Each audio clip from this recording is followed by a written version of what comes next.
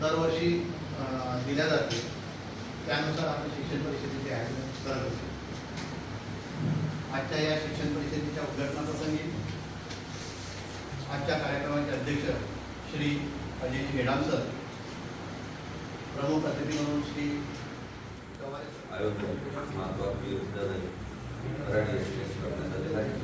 आणि या उद्घाटनीय सोहळ्याची अध्यक्ष आदरणीय गेडाम सर, आयोजक सन्माननीय सर, प्रमुख अतिथी सन्माननीय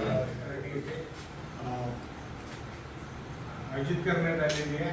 या शिक्षण परिषदेचे आयोजक आमच्या केंद्र प्रमुख माझे मित्र श्री महेश आमटे सर. या कार्यक्रमाला आवर्जून उपस्थित असलेले जिल्हा परिषद उच्च प्राथमिक शाळा उराडीचे मुख्याध्यापक चव्हाणे सर, तंत्र स्नेही मंत्रालयाचे बनसोड सर, म्हणजे दुसरे Bansod sir, Morkar sir, Ramteke sir, Gulab sir. Nipun Bharat या अभियानांतर्गत चालवलेला एक उपक्रम आहे.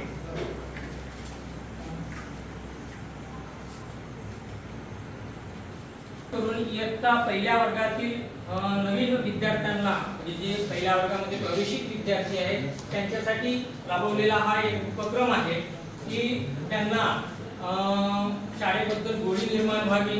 कारण एकदम ते आजपर्यंत ते अंगणवाडीमध्ये होते, बालवाटिका 1 बालवाटिका 2 मध्ये होते. त्याच्यामुळे त्यांना एकदम शाळेमध्ये एंट्री मिळाली आणि शाळेमध्ये एंट्री मिळाल्यानंतर त्यांना आपल्या शाळेच्या वातावरणाशी कसं समरस होता येईल यासाठी आपल्याला हा शाळापूर्व तयारी कार्यक्रम, ज्यालाच आपण विद्या प्रवेश हा नाव दिलेलं आहे.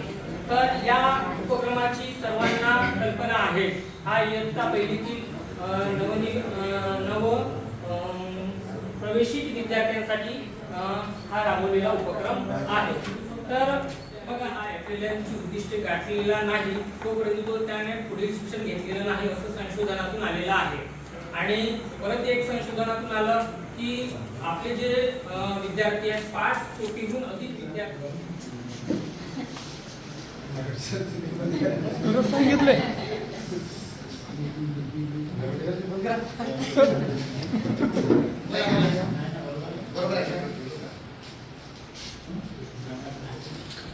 आता मन आहे, गरज ही छोटासी जननी आहे.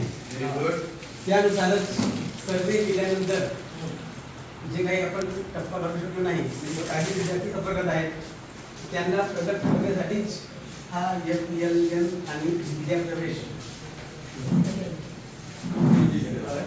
हा या संख्येतल्या बरोबर. तर आपण त्यांचं काम सुद्धा करत आहोत. ठीक आहे. शासनाचा फोन लावून आपल्याला विचारलं बरोबर. आता फोनिकली म्हणजे फोनवरून जो तुम्ही संपर्क साधता तो संपर्क आणि प्रत्यक्षात साधलेला संपर्क, आजचं एक डिजिटल युग आहे. तर आता जे करमटे सरांनी सांगितलं की आपण विद्यार्थ्यांपर्यंत कसं करायचं, FLNच्या माध्यमातून त्यांना ज्या बेसिक आयडियाज आहेत ते त्यांच्याकडून आपल्याला साध्य करून घ्यायचे आहेत. तर त्यासाठी आपल्याला या डिजिटल युगामध्ये मोबाईलच्या किंवा कम्प्युटरचा वापर करायचा आहे. आणि ही संधी आपल्याला आपल्या महाराष्ट्र गव्हर्नमेंट सरांनी याच्या आधी तुम्हाला जे इंट्रोडक्टरी सेशन झालं वासीला म्हणतात तसं कृषीलाही पाहिजे.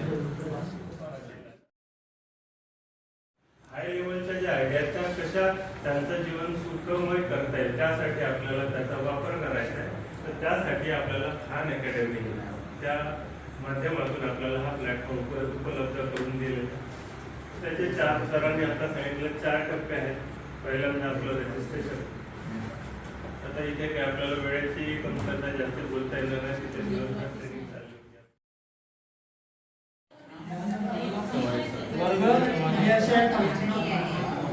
ईबुक्स वर्ग, त्यानंतर विद्यार्थी आणि संसाधने,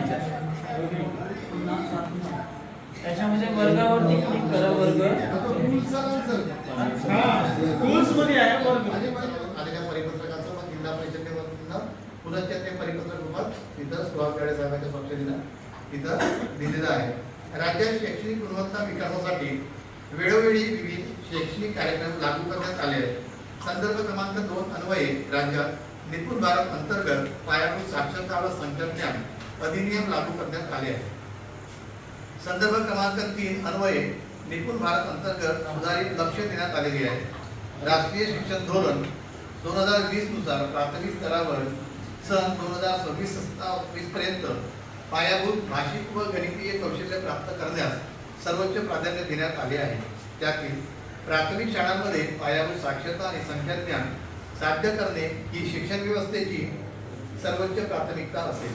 ही अगदी प्राथमिक अध्ययन आवश्यकता म्हणजे मूलभूत पातळीवरील वाचन, लेखन आणि अंकगणित आधीच साध्य करणे अतिशय महत्त्वाचे आहे. सर्व विद्यार्थ्यांना पायाभूत साक्षरता व संख्याज्ञान FLN प्राप्त करण्यासाठी वरील एक अभियान घेऊन त्याची राज्यामध्ये अंमलबजावणी करणे आवश्यक आहे. सदर अभियानात विद्यार्थी, पालक, शाळा, शिक्षक, समाज व शासकीय यंत्रणा या सर्वांनी समन्वयाने पुढाकार घेऊन राज्यातील सर्व विद्यार्थ्यांच्या विद्यार्थी सुरक्षिततेच्या बाबतीत आहेत.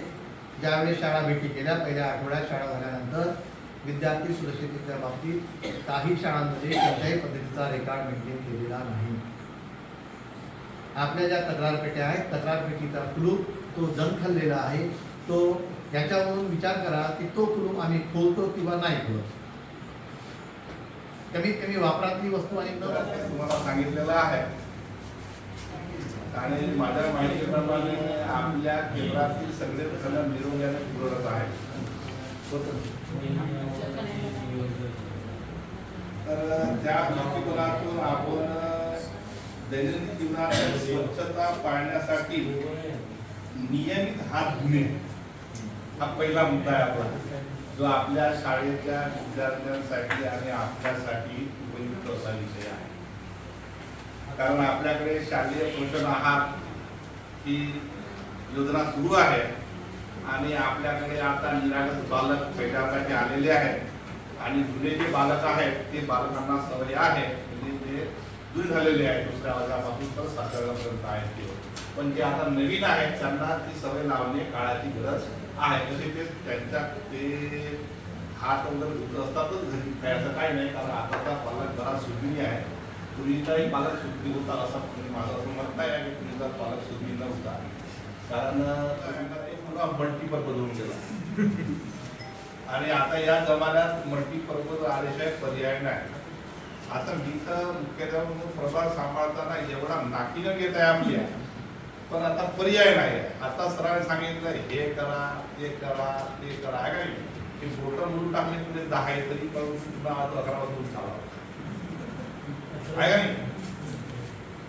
आणि आमचे बनसोड सर ते एवढे एकटी राहतात रात्र 10:30-11 वाजता त्यांची मी कधी कधी 5 वाजून नाही आहे ना, कधी कधी 5 कधी मी माझं तसं झोपण्याचा वेळ 8:30